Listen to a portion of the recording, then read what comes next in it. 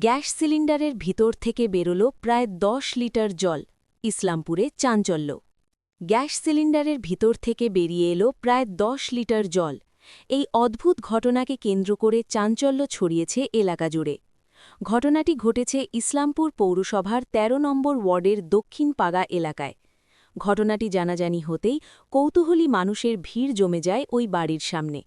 স্থানীয় সূত্রে জানা গিয়েছে, ইসলামপুর পৌরসভার ১৩ নম্বর ওয়ার্ডের দক্ষিণ পাড়ার বাসিন্দা শিখা ভট্টাচার্য প্রায় ৫-৬ দিন আগে একটি ইন্ডিয়ান গ্যাস ডিলারের কাছ থেকে নতুন গ্যাস সিলিন্ডার বাড়িতে নিয়ে আসেন। কয়েকদিন গ্যাস দিয়ে রান্না করার পর হঠাৎ করেই সিলিন্ডার থেকে গ্যাস জ্বলা বন্ধ হয়ে যায়। এরপর তিনি গ্যাস ডেলিভারির এক কর্মীকে বাড়িতে ডাকেন। ওই কর্মী সিলিন্ডার পরীক্ষা করে প্রথমে জানান যে রেগুলেটর খারাপ হয়েছে। পরে রেগুলেটর পরিবর্তন করা হলেও সিলিন্ডার থেকে গ্যাস বেরোচ্ছিল না। তখন সন্দেহ হওয়ায় সিলিন্ডারটি ঝাঁকিয়ে দেখা হয়। তাতে মনে হয় সিলিন্ডারের ভিতরে জল রয়েছে। পরে সিলিন্ডারের ওয়াশার খুলে সেটিকে উল্টো করে একটি বালতির মধ্যে দাঁড় করানো হলে সিলিন্ডারের ভিতর থেকে প্রায় ১০ লিটার জল বেরিয়ে আসে। এই দৃশ্য দেখে হতভাগ হয়ে যান উপস্থিত সবাই। ঘটনার পর এলাকায় ব্যাপক চাঞ্চল্য ছড়িয়ে পড়ে।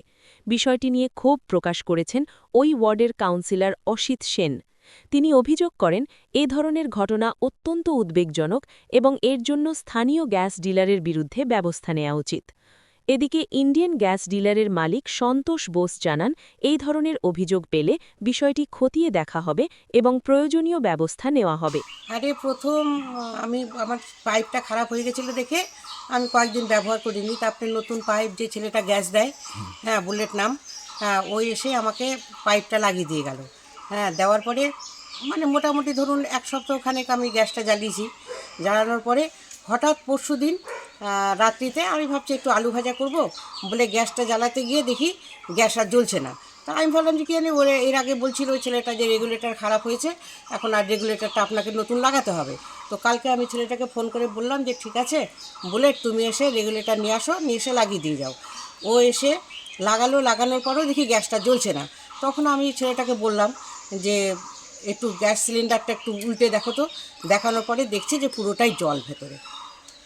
মানে কি জলটা ঝরঝর করে বের হচ্ছে হ্যাঁ সিলিন্ডার থেকে? হ্যাঁ সিলিন্ডারের ভিতরে গ্যাস হ্যাঁ নাই? না, গ্যাস নাই। যেটুকু গ্যাস ছিল সেটুকু জ্বলেছে কয়দিন, হ্যাঁ তারপরে আর জ্বলেনি পরশুদিন। কবে নিয়েছিলেন সিলিন্ডারটা? এটা আমার নেওয়া হচ্ছে ফেব্রুয়ারি ৪ তারিখে বুকিং করেছিলাম, আর ৭ তারিখে গ্যাসটা দিয়েছিল। তো মানে রান্না বান্না শুরু কবে থেকে করলেন? ২-৪ দিন ৫ দিন?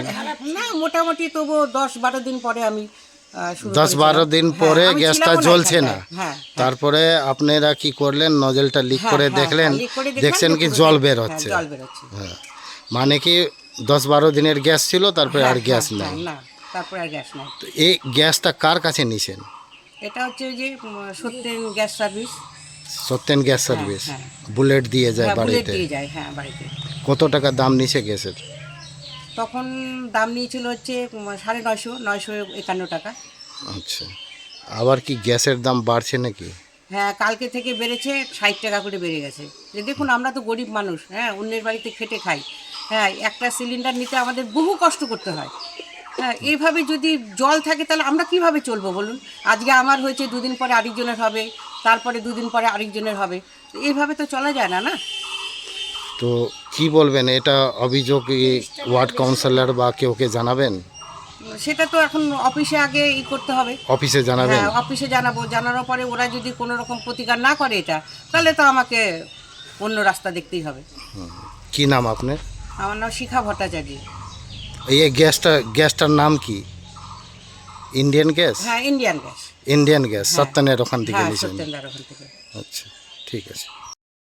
আমি সকালবেলায় শুনেছি, তো আমি ভিডিওটাও আমি দেখেছি। গ্যাস সিলিন্ডার থেকে জল বেরোচ্ছে, গ্যাস বেরোবে কোথায়, সেখানে জল বেরোচ্ছে। এটা ইন্ডিয়ান অয়েলের গ্যাস আছে। আমি ইন্ডিয়ান অয়েলের সর্বোচ্চ নেতৃত্বকে আমি জানাবো, এইভাবে যদি প্রত্যেকটা গ্রাহক যদি এরকম হয়, তাহলে পরে তো আর কিছু বলার আর রাস্তা থাকে না। আমি উত্তরতর ইন্ডিয়ান গ্যাসের যারা আছেন তাদেরকে আমি অনুরোধ করবো যাতে ব্যাপারটা দেখে, এবং এখানে যারা ডিলার আছে, ডিলারের মানে কি করছে এটা আমরা সহজে বুঝে উঠতে পারছি না। আমরা চাইছি ডিলারের এগনেস্টে কোনো ব্যবস্থা নেওয়া হোক, যাতে এই ধরনের কাজ আর আগামী দিনে কেউ করতে না পারে, সাহস পায়। একদিক থেকে গ্যাসের দাম বৃদ্ধি, উপর থেকে এই গ্যাস থেকে যদি জল পড়ে তো সাধারণ মানুষ কী করবে? এক তো যার বাড়িতে হয়েছে উনি সত্যিকারই খুবই কষ্টে দিন কাটে ওনার, আমার জানা আছে। তো ব্যাপারটা হচ্ছে এরকম খালি উনার বলে না, এরকম দিন মানে মানে এরকম আসবে মানে এটা ধারণা আমরা করতে পারি না। কিন্তু গ্যাসের ভিতরে জল, এটা শুনতে নিজেকে আশ্চর্য লাগছে। যখন রেগুলেটর দিয়ে বের করছে তখন জলই বেরোচ্ছে, গ্যাস আর বেরোচ্ছে না। এটা খুব মানে দুঃখজনক ঘটনা। এটা আমি উচ্চস্তরের নেতৃত্বকে জানাবো আমাদের, এবং ডিলার এগনেস্টে যাতে কোনো ব্যবস্থা নেওয়া যায় তার ব্যবস্থা নেওয়া। ওগুলো তো প্ল্যান্ট থেকে ম্যানুফ্যাকচারিং হয়ে ট্রাকে করে এখানে আমাদের কাছে আসে, আসার পর গোডাউনে মাল চেকিং করে নামানো হয়। ভিতরে কি থাকে সেটা তো দেখা যায় না।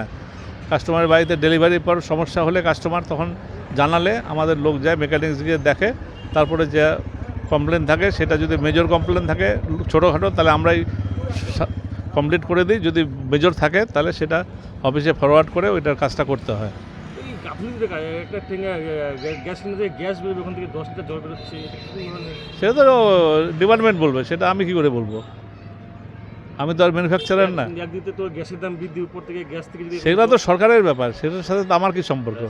একদিকে যদি গ্যাস থেকে জল বেরোতে সাধারণ মানুষ চলবে কী করে? সেটা তো উত্তর দিবে ইন্ডিয়ান অয়েল, দেশের সরকার। আমি তো কমিশন নিয়ে আছি, আমাদের তো কিছু করার নেই। আমরা তো আপনার কাছে আসছে তো রীতিমতো আপনি ওই কোম্পানিকে চিঠি করবেন? হ্যাঁ, আমরা উনি আসতে পারে, আমাদের যদি নজরের বাইরে থাকে যে যেটুকু গ্যাস আছে সেটার পয়সা বাদ দিয়ে পুরানা পয়সা নিয়ে আমরা বদল করে দেবো, যদি আমাদের হাতের মধ্যে থাকে। আর যদি না থাকে, মেজর যদি জলই থাকে সত্যিকারের, তাহলে ওইটা ফিল্ড অফিসারের কাছে ছবি দিয়ে পাঠাতে হবে, তারপরে ওনারা বুক করে দিবে, তারপরে আবার পুরা গ্যাস পাবে উনি। হ্যাঁ, ওটা তো অফিসারের অনুমতি লাগবে, তো ওটা তো সাহেবরাই ওটা অনুমতি দিবে কী করতে হবে না করতে হবে। কাস্টমারের কোনো দুশ্চিন্তার কোনো কারণ নাই, কেননা উনি তো রিপ্লেসমেন্ট পাবেই। সেটা হয়তো কম হলে পরে যদি অ্যাডজাস্টমেন্ট করে সাথে সাথে হবে, আর যদি কোনো মেজর প্রবলেম থাকে তাহলে ওটা রেফার হবে, তারপরে পাবে। তারপর 2 দিন দেরি হলেও উনি ওটা পাবে। আপনার নাম? আমার নাম সন্তোষ বোস।